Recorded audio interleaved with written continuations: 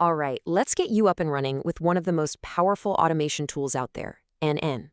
In this quick explainer, I'm going to walk you through step by step how to get your very own NN instance running using Docker Desktop. It's way easier than you think. Let's do it. So, you've probably heard about all the incredible things NN can do, right? You're ready to dive in, but then you look at the setup instructions and, yeah, it can look a little intimidating. But I promise, we're going to break it down. And here's our secret weapon, Docker Desktop. Seriously, this tool turns what seems like a complicated technical setup into just a few simple fields to fill out. I'm going to guide you through every single click. Okay, first things first, we need to give our new NN application an identity, a name, and, a front door so we can actually get to it. So we're starting with the two most basic but crucial settings. Step 1 is the container name. Now, you could technically skip this. Docker would just assign some goofy, random name. But trust me on this one, giving it a simple, memorable name like my-nchen is going to make your life so much easier when you need to find it later. Next up, ports. This is basically the front door to your NN application. Think of it like this. Your computer is a massive apartment building, and the port number is the specific apartment number for NN. It's the address you'll punch into your web browser to knock on its door. So how does this door actually work? Well, what we're doing here is creating a direct tunnel. We're telling Docker, hey, see port 5678 on my computer? Anything that shows up there, I want you to send it straight through to port 5678 inside the N8 app. It's a direct connection. Simple as that. Okay, our app has a name and a door. Now we move on to what is, and I am not exaggerating, the single most important step in this entire process. This is what's going to make sure all your hard work doesn't just vanish.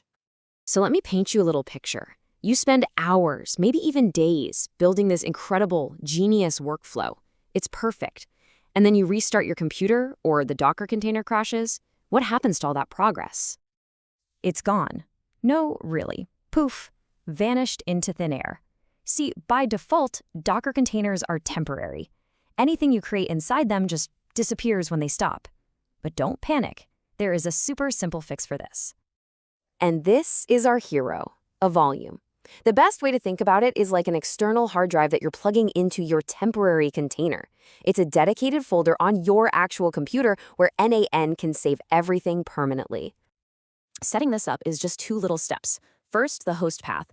That's just you creating a folder anywhere you want on your computer. Then the container path. You tell N8N where to find that folder. And for N8N, that's always /home/node/.n8n. And just like that, your data is safe and sound right on your machine. Awesome. So now your workflows are safe from being accidentally deleted. Now let's make them safe from, other people. In this section, we're going to lock things down and add a few key personal touches. We do this with something called environment variables. Now, don't let the name scare you. Just think of these as little sticky notes with instructions that you give to the NN app right before it starts up, telling it exactly how to behave. We're just going to set a few really important ones. First, N8N_basic auth set to true. Boom! You've just turned on a login screen. Super important security step. Then you'll set your own username and a nice strong password. And finally, generic time zone. This one's a lifesaver because it makes sure all your scheduled automations run at the right time in your part of the world. And believe it or not, that's it for the configuration. Let's do a quick recap. We've given it a name, opened a door, secured its data, and put a lock on it with a password. There's only one thing left to do. It's launch time. All the prep work is done. With all of our settings perfectly in place, you can now confidently press that big run button.